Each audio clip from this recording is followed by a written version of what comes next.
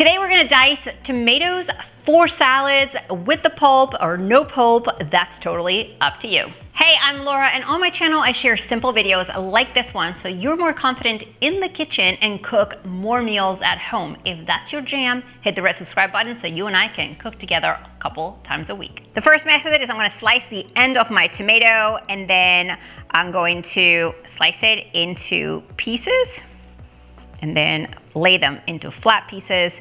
This is particularly helpful if you're not very skilled with your knife.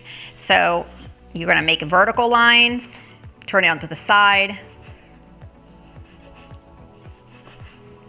And here you have cubed tomatoes. This is with the pulp. Now, if your large knife is not very sharp, you can also grab a smaller serrated knife, worst case scenario, a serrated bread knife. Let me show you how this one cuts right through your tomato. Same method applies. We're gonna cut it into vertical pieces, turn it to the side, and the serration of the knife helps you cut through the skin. If you wanna cut a tomato without the pulp, this Roma tomato, I'm gonna, again, slice the ends. I cut it in half, and then I take a small spoon and remove all the seeds. This part right here, you could also use the knife and scoop it out just like that. Now, kind of like you would with your peppers, skin side down, you cut it into strips and again, turn it and cut it into cubes. With a serrated knife, you would do the same thing.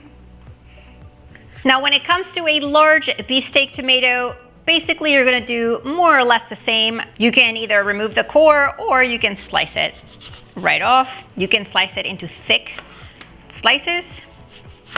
And if your knife isn't sharp, you can do a serrated knife to do the job. Once you have the tomato rounds, you can slice it horizontally, turn it to the side, and then into cubes.